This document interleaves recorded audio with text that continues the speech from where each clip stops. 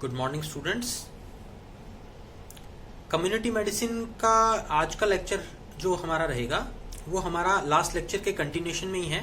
Last lecture में जो हमारा टॉपिक चल रहा था उस टॉपिक में हम लोग बात कर रहे थे कि जो भी डिजीजेज होती हैं उनके लिए कौन कौन से फैक्टर रिस्पॉन्सिबल होते हैं। तो हम लोगों ने उसमें बात की थी कि जो भी डिजीज होती हैं हमें उसके लिए एजेंट, होस्ट और एनवायरनमेंट, इन तीनों का एक कॉम्बिनेशन या इन तीनों का एक ट्रायड कंप्लीट होना जरूरी है। तभी कोई भी पर्सन अपनी डिजीज कंडीशन के अंदर या अपनी जो मालफंक्शन पैथोलॉजी है बॉडी की उस कंडीशन में जाता है। तो उसके अंदर हम लोग एजेंट, होस्ट और एनवायरनमेंट के अंदर उनकी डिटेल में बात कर रहे थे कि वो तीनों किस किस तरीके से या उनके अंदर भी और कौन कौन से ऐसे फैक्टर्स हैं जो उन्हें अफेक्ट करते हैं और उनके अकॉर्डिंग कोई भी पर्सन के अंदर कोई डिजीज डेवलप होती है। तो उसमें हमने एजेंट की बात की थी कि एजेंट जो है वो किस किस तरीके के होते हैं, कौन कौन से एजेंट होते हैं। जैसे हम लोगों ने बात की थी वायरस होते हैं, बैक्टीरिया होते हैं, इसके अलावा केमिकल फैक्टर्स होते हैं, साइकोलॉजिकल फैक्टर्स होते हैं। तो ये हम लोगों ने कुछ ऐसे एजेंट के अंदर इन फैक्टर्स के बारे में बात की थी कि एजेंट जो हैं, जो डिजीज प्रोड्यूसिंग जो यूनिट है, जो प्राइमरी यूनिट है एजेंट, वो किस किस तरीके से हो सकता है।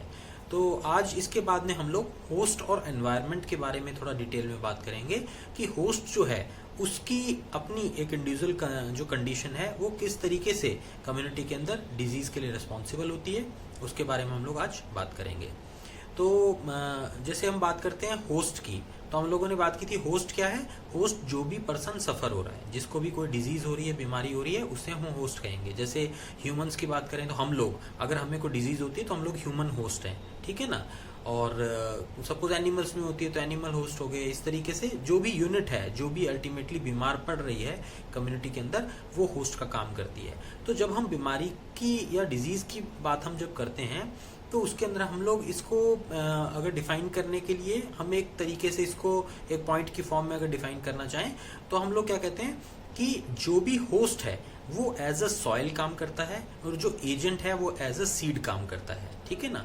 जैसे अगर एक लैंड है, कहीं पर कुछ प्लांटेशन करना है, कोई प्लांट लगाते हैं हम लोग, तो वहां पर जो बीज डलेगा जमीन के अंदर वही अल्टीमेटली एक पौधा, पेड़ या ट्री की फॉर्म लेगा या प्लांट की फॉर्म लेगा। तो उसी तरीके से हमारी जो बॉडी है वो सॉइल है, ठीक है ना। वो बिल्कुल प्लेन है, वो बिल्कुल क्लीन है, वो एक सॉइल की फॉर्म में हमारी बॉडी काम करती है। ये ह्यूमन होस्ट उस कंडीशन में एज ए सॉइल काम करता है।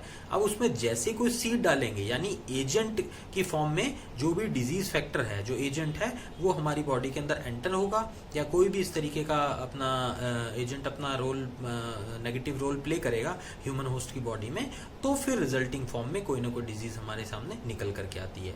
तो होस्ट हम किसे कहते हैं? होस्ट जो पर्सन है, जो भी इंडिविजुअल यूनिट है, जिस यूनिट के अंदर जो एजेंट एंटर होने के बाद में अपनी एक पैथोलॉजी को इंडिकेशन देता है या सिम्टम्स डेवलप करता है, उस यूनिट को हम लोग कहते हैं ह्यूमन होस्ट। अब ह्यूमन जो होस्ट, उसे हम लोग होस्ट कहते हैं। तो अब होस्ट जो है उसके अंदर ऐसे कौन कौन से फैक्टर्स हैं जो उसके बीमार पड़ने या नहीं पड़ने, ज्यादा बीमार पड़ने या कम बीमार पड़ने, इन चीजों के लिए रिस्पॉन्सिबल होता है। तो उसके अंदर हम लोग अगर होस्ट से रिलेटेड बात करें हम लोग, तो उसमें कुछ कैरेक्टरिस्टिक्स हमारे सामने निकल करके आते हैं कि कौन कौन से ऐसे कैरेक्टरिस्टिक्स हैं जिनसे हमारे सामने जो भी होस्ट है उसके डिजीज कंडीशन में जाने की पॉसिबिलिटीज जो है वो इंक्रीज होती है।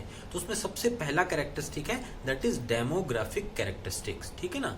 डेमोग्राफिक कैरेक्टरिस्टिक्स यानी जो भी होस्ट है, जो भी ह्यूमन है, उसके डेमोग्राफिक कंडीशंस क्या है, ठीक है ना। डेमोग्राफिक कंडीशंस में क्या आ जाएंगी कि उसकी एज क्या है, उसका सेक्स क्या है, उसके आसपास की क्लाइमेटिक कंडीशंस क्या हैं, उसकी एथनिसिटी क्या है, ये चीजें जो होती हैं ये डेमोग्राफी को इंडिकेट करती हैं। तो जो भी ह्यूमन होस्ट है उसके अंदर इन चीजों का जो है, जो उसके डेमोग्राफिक कंडीशंस है, वो बहुत मेजर रोल प्ले करती हैं, ठीक है। जैसे हम लोग बात करते हैं एज की, तो जैसे जो कम एज के होस्ट होंगे, यानी जो बच्चे होंगे या एल्डरली, जो ओल्ड एज के लोग होंगे, वो ज्यादा सेंसिटिव होते हैं। ये हमें पता है, कम्युनिटी के अंदर इन लोगों के बीमार होने की पॉसिबिलिटी ज्यादा होती है क्योंकि बॉडी का रेजिस्टेंस या इम्यून सिस्टम वीक होता है। सेक्स की बात करें तो कुछ कंडीशंस या कुछ डिजीज ऐसी होती हैं जो फीमेल्स के अंदर हमें ज़्यादा देखने को मिलती हैं। जैसे सपोज न्यूट्रिशनल डेफिशिएंसीज हैं, वो फीमेल में ज़्यादा देखने को मिलती हैं। कुछ हार्मोनल इम्बैलेंसेस हैं, वो हमें फीमेल्स में ज़्यादा देखने को मिलते हैं। तो एथनिसिटी की बात करें तो कुछ ऐसी डिजीज होती हैं जो हम देखते हैं कि अफ्रीकन कंट्रीज में ज़्यादा हैं, या कुछ ऐसे हम लोग देखते हैं कि यूरोपियन कंट्रीज में हमें ज़्यादा देखने को मिलती है, एशियन कंट्रीज में देखने को मिलती है। तो आसपास हम लोगों के जो भी ह्यूमन होस्ट है उसकी एज क्या है, सेक्स क्या है, उसके आसपास की एथनिसिटी क्या है, उसके अकॉर्डिंग वो पर्सन की बीमार होने की या डिजीज कंडीशन में जाने की जो पॉसिबिलिटी है वो कम या ज़्यादा हो सकती है। ठीक है, तो ये हो गया डेमोग्राफिक कैरेक्टरिस्टिक। फिर दूसरा हो गया बायोलॉजिकल कैरेक्टरिस्टिक्स। तो बायोलॉजिकल कैरेक्टरिस्टिक्स के अंदर हमारे सामने क्या कंडीशंस आ जाएंगी कि बायोलॉजिकल के अंदर जो हमारी बॉडी की बायोलॉजिकल कंडीशन है होस्ट की, जैसे जेनेटिक कंडीशंस हो गई या जेनेटिक कैरेक्टरिस्टिक्स हो गए, या सपोज हमारी इम्यूनिटी है बॉडी की, इंडिविजुअल इम्यूनिटी बॉडी की क्या है वो यहाँ पर आ गई। ठीक है, या फिर कई ऐसी होती हैं डिजीज जो हम लोग देखते हैं कि थ्रू जनरेशंस आगे हमारे कैरी फॉरवर्ड होती हैं। तो इस तरीके से किसी पर्सन की बायोलॉजिकल कंडीशंस क्या हैं, जेनेटिक, इम्यूनोलॉजिकल कंडीशंस, उसके अकॉर्डिंग भी किसी पर्सन के बीमार होने की पॉसिबिलिटीज कम या ज़्यादा होती हैं।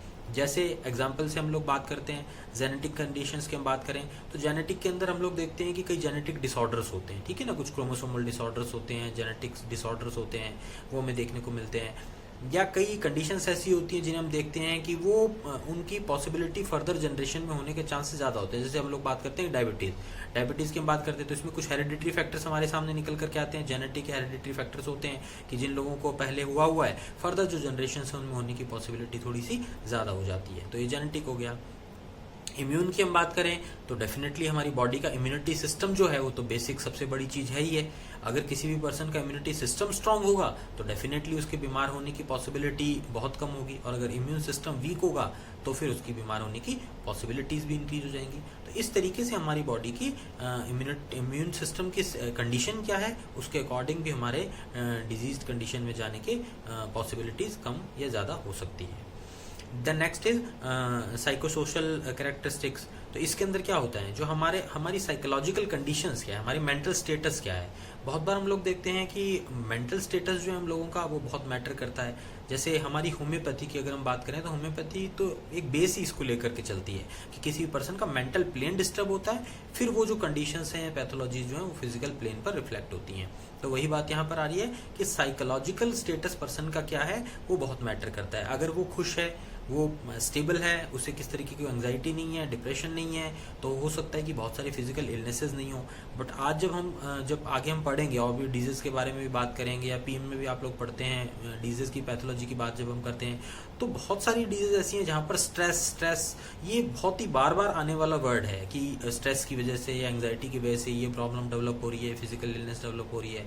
तो होस्ट के अंदर उसका मेंटल स्टेटस क्या है या साइकोलॉजिकल स्टेटस क्या है, उसके अकॉर्डिंग भी उसके बीमार होने की पॉसिबिलिटी या उसके डिजीज कंडीशन में जाने की पॉसिबिलिटीज कम या ज़्यादा होती हैं। देन सोशल कैरेक्टरिस्टिक्स की बात करें तो सोशल सर्कमस्टेंसेस क्या हैं, वो जहाँ पर रहता है उसके फैमिली के अंदर, घर के अंदर, एनवायरनमेंट में, उसके एटमॉस्फेयर में, उसके मोहल्ले में, सिटी के अंदर क्या सर्कमस्टेंस उसके आसपास क्या है, उसका वर्किंग एनवायरनमेंट क्या है, कहाँ वो काम करता है, वहाँ पर अल्टीमेटली उसकी क्या लोगों के साथ में रिलेशनशिप है वो बहुत मैटर करती है। अगर सपोज हम एग्जांपल से बात करें कि हम घर में रहते हैं, उस घर के अंदर अगर सभी खुश हैं, सब मिलजुल करके रहते हैं, तो हम देखेंगे कि एनवायरनमेंट भी हेल्दी है क्योंकि हम लोग सब मेंटली हेल्दी हैं। और अगर वहाँ पर बहुत ज़्यादा झगड़े या सपोज आपस के डिस्टर्बेंसेस रहते हैं, मेंटल लेवल के ऊपर आपस में लोगों के रिलेशनशिप के इश्यूज रहते हैं, तो फिर डेफिनेटली जो फिजिकल इलनेसेस जो हैं वो भी हमें उस कंडीशन में ज़्यादा देखने को मिलती हैं।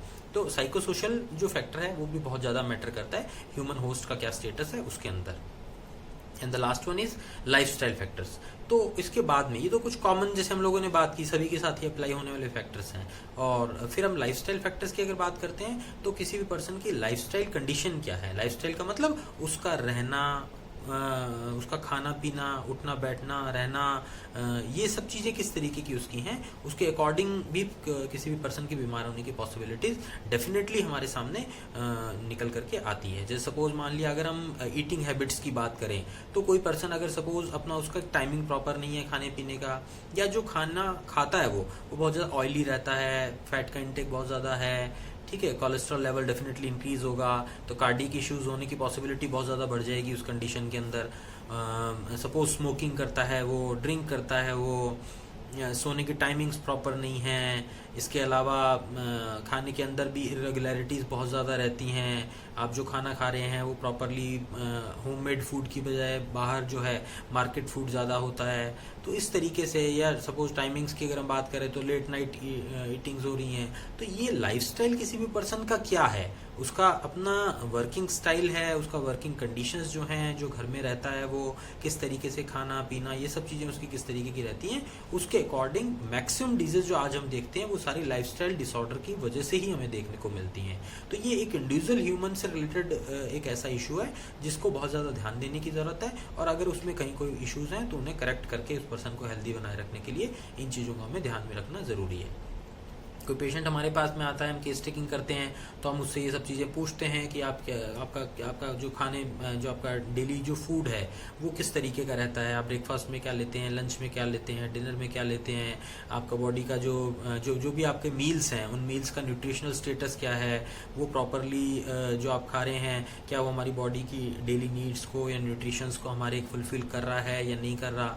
तो ये सब चीज़ें इस तरीके की किसी भी इंडिविजुअल के साथ में बहुत मैटर करती हैं। अगर वो सब सही है तो डेफिनेटली पर्सन भी हेल्दी होगा, और अगर वो सब चीज़ें गलत होंगी, लाइफस्टाइल फैक्टर्स अगर कहीं ना कहीं नेगेटिव ट्रैक पर होंगे तो उस पर्सन के बीमार होने की या कोई भी डिजीज़ डेवलप होने की पॉसिबिलिटीज़ बढ़ जाती है। ठीक है, तो ये है हमारे होस्ट फैक्टर्स की होस्ट से रिलेटेड ऐसी कौन कौन सी कंडीशंस हैं जिनकी वजह से जो भी रिजल्टिंग डिजीज़ है वो होने की पॉसिबिलिटी कम या ज़्यादा होती है। देन हम बात करते हैं एनवायरनमेंट की। अब एनवायरनमेंट किस तरीके से हमारे सराउंडिंग में जो रहता है वो किसी भी पर्सन के डिजीज कंडीशन के लिए रिस्पॉन्सिबल होता है। तो एनवायरनमेंट में हमारे माइंड में एक ही तरीके की सोच आती है, हमें एक ही थॉट आता है कि एनवायरनमेंट का मतलब आसपास का क्लाइमेट। ठीक है ना, तो एनवायरनमेंट जो है कम्युनिटी मेडिसिन के अकॉर्डिंग क्लाइमेट को हम लोग सिर्फ एनवायरनमेंट में नहीं लेते, हमारा आसपास का एनवायरनमेंट जो है वो अलग अलग तरीके का हो सकता है। ठीक है ना, जैसे भी हम आगे बात करेंगे तो ये एनवायरनमेंट कौन कौन से तरीके के होते हैं और वो किस तरीके से ह्यूमन होस्ट को या एजेंट के लिए रिस्पॉन्सिबल होते हैं या किसी भी पर्सन के बीमार होने में अपना रोल प्ले करते हैं, तो उसका भी बहुत ही मेजर रोल किसी भी पर्सन की डिजीज पैथोलॉजी में बहुत ज़्यादा रहता है। तो जो एनवायरनमेंट के अंदर टाइप की अगर हम बात करें तो सबसे पहली बात आ गई हमारे पास में फिजिकल एनवायरनमेंट। ठीक है, तो फिजिकल एनवायरनमेंट में क्लाइमेट्रिक कंडीशंस आती हैं जिनको हम लोग जनरल एक एनवायरनमेंट लेकर के चलते हैं। तो आसपास की हमारी फिजिकल एनवायरनमेंट के अंदर क्लाइमेट्रिक कंडीशन में जैसे एयर हो गया, वाटर हो गया, नॉइज हो गया, पोल्यूशन हो गया, तो ये सब चीज़ें जितनी भी हैं ये सारी हमारे आसपास के क्लाइमेटिक कंडीशंस की हैं। तो जहाँ भी हम रहते हैं, जिस भी एरिया में हम रह रहे हैं, जिस भी कंडीशंस में हम आसपास रह रहे हैं, जिस भी कंडीशंस में हम रह रहे हैं, हमारे आसपास का ये फिजिकल एनवायरनमेंट किस तरीके का है ये बहुत मेजर रोल प्ले करता है। जैसे एग्जांपल के लिए बात करें कि कहीं कोई पर्सन रह रहा है, वहाँ पर एयर पोल्यूशन बहुत ज़्यादा है। ठीक है ना, वो ऐसी जगह पर रहता है जहाँ पर एयर पोल्यूशन बहुत ज़्यादा है। हो सकता है वहाँ आसपास कुछ फैक्ट्रीज हों, कुछ इस तरीके की इंडस्ट्रियल कंडीशंस हों कि जिनकी वजह से जो वहाँ का एयर का जो लेवल है एयर के अंदर वो पॉल्यूटेंट्स बहुत ज़्यादा हैं वहाँ पर, तो उसकी वजह से वहाँ का जो क्लाइमेट्रिक कंडीशंस है वो डेफिनेटली नेगेटिव जाएंगी। वाटर की बात करें तो जो भी हमारे घरों में वाटर सप्लाई आ रहा है वो प्रॉपर तरीके से है, साफ़ है या नहीं है। अगर सपोज वो साफ़ नहीं है, अगर पानी साफ़ नहीं आ रहा तो डेफिनेटली बहुत सारी हमारे वाटर बॉर्न डिजीज़ होने की पॉसिबिलिटीज़ बढ़ जाती हैं। ठीक है ना, नॉइज़, पोल्यूशन, ये सब चीज़ें जो हैं हमारे आसपास फिजिकल एनवायरनमेंट को इंडिकेट करती हैं। तो हमारे आसपास फिजिकल एनवायरनमेंट किस तरीके का है ये उस पर्सन के हेल्दी या अनहेल्दी होने के लिए बहुत ही मेजर डिसाइडिंग फैक्टर रहता है। Then number 2 biological environment. तो बायोलॉजिकल एनवायरनमेंट में कौन से आ जाएंगे? बायोलॉजिकल के अंदर हमारे आसपास जो भी बायोलॉजिकल पैथोजेंस हैं उन्हें हम लोग बायोलॉजिकल एनवायरनमेंट में रहते हैं। जैसे पहले भी हम लोग बात कर चुके हैं, जो वायरस हो गए, बैक्टीरियाज हो गए, ठीक है ना, जो भी इस तरीके के पैथोजेंस होते हैं हमारे आसपास क्लाइमेट या और माइक्रोब्स कोई भी जो हो सकते हैं, तो वो इन्फेक्टेंट्स जो हैं वो हमारे आसपास सराउंडिंग एरिया में बायोलॉजिकल कंडीशन उनकी क्या है उसके अकॉर्डिंग किसी भी पर्सन के हेल्दी होने की पॉसिबिलिटी बढ़ जाती है। सपोज हम किसी एक ऐसे एरिया में रह रहे हैं जहाँ पर साफ सफाई नहीं है, सैनिटाइजेशन नहीं है, तो उस कंडीशन के अंदर वहाँ वायरल इन्फेक्शंस होने की पॉसिबिलिटीज़ बढ़ जाएगी। जो खाना हम खा रहे हैं वहाँ पर आसपास जब बनता है तो प्रॉपरली वो सही तरीके से उसके देखा नहीं जा रहा, उसको जो पानी यूज़ हो रहा है वो सही तरीके से नहीं हो रहा, तो वहाँ पर उस पानी में, खाने में, उनमें बायोलॉजिकल एजेंट्स जो हैं इस तरीके के, वायरस, बैक्टीरिया या सपोज फंगस, इन सब की होने की पॉसिबिलिटी ज़्यादा होती है। अब जब सपोज वो हमारे कॉन्टैक्ट में आएंगे तो डेफिनेटली हमारे बीमार होने की पॉसिबिलिटीज़ भी बढ़ जाएंगी। तो इस तरीके से बायोलॉजिकल एनवायरनमेंट भी अपना एक मेजर रोल प्ले करता है। And then last is psycho social environment, ठीक है ना। तो साइको सोशल एनवायरनमेंट के अंदर वही बात आ जाती है कि हमारा मेंटल लेवल क्या है, हमारा साइकोलॉजिकल जो स्टेटस है वो क्या है। तो अगर वो साइकोलॉजिकल एनवायरनमेंट हमारे आसपास जो है, एक तो हमारा इंडिविजुअल मेंटल लेवल हो गया जो हम लोगों ने होस्ट फैक्टर पढ़ा कि हम इंडिविजुअली कैसे हैं साइकोलॉजिकली, और एक है कि हमारी कम्युनिटी जो है आसपास की, हमारी सोसाइटी जो आसपास की है, वहां पर ओवरऑल हम जिसमें रह रहे हैं वहां पर साइकोलॉजिकल स्टेटस क्या है। सपोज एक पर्सन है, किसी कंपनी में काम करता है, अपना जॉब करता है, वहां पर उसका वर्किंग एनवायरनमेंट जो है वो उसके लिए पॉजिटिव नहीं है। वहाँ हो सकता है कि बॉस के साथ उसके रिलेशनशिप ठीक नहीं हो, तो उसको डेफिनेटली वर्कलोड या काम से रिलेटेड उसको बहुत ज़्यादा इस तरीके का स्ट्रेस भी हो सकता है, तो उसकी वजह से उसकी बॉडी पर उससे रिलेटेड इम्पैक्ट आ सकते हैं। तो वो चीज़ें जो हैं बहुत मैटर करती हैं कि आप जहाँ पर भी अपना काम कर रहे हैं, आप घर में भी रह रहे हैं, तो आपकी रिलेशनशिप आपके बच्चों के साथ में, फैमिली मेम्बर्स के साथ में, आपकी वाइफ के साथ में, हस्बैंड के साथ में किस तरीके की है। तो इसे बहुत ज़्यादा ज़रूरी हम लोग लेकर के चलते हैं कि मेंटल स्टेटस जो है वो बहुत ज़्यादा सही होना, या वो साइकोलॉजिकल एनवायरनमेंट जो हमारे आसपास है वो पॉजिटिव होना बहुत ज़रूरी है। देन सोशल एनवायरनमेंट की बात करें तो हम जिस कम्युनिटी में रहते हैं, हर कम्युनिटी के अपने अपने अलग तरीके के रिलीजन्स होते हैं, अलग अलग तरीके की कल्चर्स होते हैं। तो उन कल्चर्स में, रिलीजन्स के अकॉर्डिंग हम लोगों की क्या कंडीशन है, हम उसमें कितना पार्टिसिपेशन करते हैं, कितना हम लोग उसके अंदर इन्वॉल्व होते हैं। किसी भी पर्सन का अगर सोशल इंटरेक्शन अगर उसका कम है, बहुत कम है, तो अपने आप में वो भी उसकी हेल्थ का एक नेगेटिव पॉइंट है, ठीक है। वो आगे हम लोग पढ़ेंगे इसके बारे में और डिटेल में, बट यहाँ जब हम एनवायरनमेंट की बात कर रहे हैं तो सोशल एनवायरनमेंट में हमारे आसपास सराउंडिंग कम्युनिटी के अंदर हमारी सोशल रिलेशनशिप क्या है, वो एक बहुत ही मेजर फैक्टर होता है। अगर वो सही है, लोगों के साथ में रिलेशनशिप हमारी अच्छी है, हमारी जहाँ पर हम काम कर रहे हैं वहाँ पर हमारी रिलेशनशिप अगर अच्छी है, तो वो डेफिनेटली हमारे माइंड को या मेंटल लेवल को अफेक्ट करती है, वो ठीक है। तो ये सब चीज़ें हमारे लिए बहुत सारी ऐसी कंडीशंस होती हैं कि जो सब लोग मिलकर के कोप अप कर लेते हैं और इन चीज़ों को संभाल लेते हैं। अदरवाइज हो सकता है कि अगर कोई आदमी बिल्कुल अकेला रहता हो तो उस कंडीशन में बहुत बार क्या होता है कि हमें मेडिसिन की ज़रूरत नहीं होती है, हमें साइकोलॉजिकल सपोर्ट की ज़रूरत होती है। बहुत सारी ऐसी कंडीशंस होती हैं। तो अगर सोशल इंटरेक्शन अच्छा है, साइकोलॉजिकल इंटरेक्शन अच्छा है हमारा, तो डेफिनेटली हमें इस तरीके का सोशल साइकोलॉजिकल सपोर्ट हमें अच्छा मिल सकता है। तो उस कंडीशन में डेफिनेटली हम लोगों के बीमार होने की पॉसिबिलिटीज़ भी कम होंगी, और अगर सपोज हम बीमार होते हैं तो हमारी रिकवरी रेट जो है वो डेफिनेटली बहुत ही अच्छी होगी। इसीलिए जैसे हम लोग बात करते हैं ना कि अगर कोई पेशेंट हमारे पास में आता है तो हम उसे थोड़ा मेंटली बूस्टअप करते हैं, हम उसे कहते नहीं आप जल्दी ठीक हो जाएंगे, और पेशेंट भी हमें क्या बोलता है, वो यही बोलता है कि हाँ कि डॉक्टर साहब आपसे बात करके ही आधा तो मैं ठीक हो गया। तो हम किस तरीके से बात करते हैं फिजिकल इलनेस के ऊपर, उस पर्सन का मेंटल स्टेटस जो है बहुत मेजर रोल प्ले करता है। अगर वो ठीक है, अगर पर्सन मेंटली अगर अपने आप को पॉजिटिव फीलिंग में लेकर के जाता है या पॉजिटिव ट्रैक पर फील करता है, तो उसके बीमार होने की पॉसिबिलिटीज या डिजीज से रिकवरी की पॉसिबिलिटीज जो है वो काफ़ी हद तक उसकी पॉजिटिव ट्रैक पर आ जाती हैं, और जल्दी ठीक होने के वो चांसेस हमारे सामने आते हैं। ठीक है, तो ये इस तरीके से हम लोग जब हम बात करते हैं डिजीज की, तो एजेंट, होस्ट और एनवायरनमेंट, इन तीनों का अपना एक इंडिविजुअल रोल है, और इन तीनों का इंडिविजुअल रोल किस किस तरीके से है, उन सारे पॉइंट्स को हम लोगों ने आज लेक्चर के अंदर डिस्कस किया। तो इसके अंदर हम लोग इन चीज़ों को अच्छे से समझ सकते हैं कि कौन कौन सी चीज़ें इस तरीके की, और ये हमें क्यों समझना है, क्योंकि जब हम लोग क्लिनिकल फील्ड में आएंगे तो हमें ये सब चीज़ें पता होनी चाहिए कि जो पेशेंट है वो क्यों बीमार हो रहा है। जब हम उससे बात करेंगे तो हमें एजेंट्स का या कॉजेज़ का हमें निकालना ज़रूरी है कि वो एजेंट की वजह से है, या होस्ट की वजह से है, एनवायरनमेंट की वजह से, किस वजह से वो बीमार हो रहा है। तो जब हमें वो पता चलेगा तभी हम उसे रेक्टिफाई कर सकेंगे या ठीक कर सकेंगे, और उसे हम लोग एक हेल्दी ट्रैक पर ला सकेंगे। आई होप कि ये आज जो हम लोगों ने बात की, हम लोगों ने एजेंट, होस्ट, एनवायरनमेंट से रिलेटेड हम लोगों ने जो पॉइंट्स डिस्कस किए वो आप लोगों को समझ में आ गए होंगे।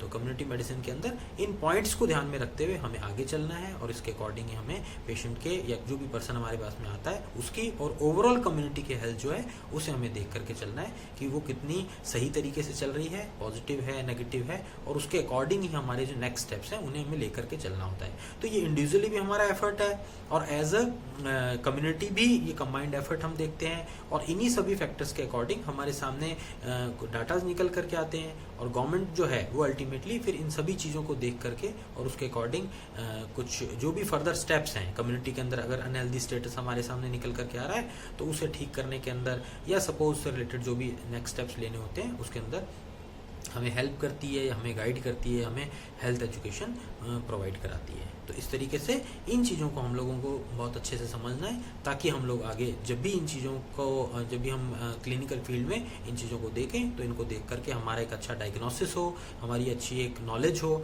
हमें ये सब चीज़ें पता हों, ताकि पेशेंट जब आता है तो उससे ये चीज़ें हम लोग अच्छे से केस टेकिंग में ले करके और फिर अल्टीमेटली हम किसी एक डिक्लेरेशन पर पहुँचे और उसे ट्रीट करने के लिए हमारे जो भी बेस्ट पॉसिबल एफर्ट्स हैं उन एफर्ट्स को हम लोग अप्लाई करें। तो आई होप कि आप लोगों को आज ये टॉपिक समझ में आ गया होगा। नेक्स्ट लेक्चर में हम लोग फिर किसी नेक्स्ट टॉपिक के बारे में बात करेंगे। Thank you.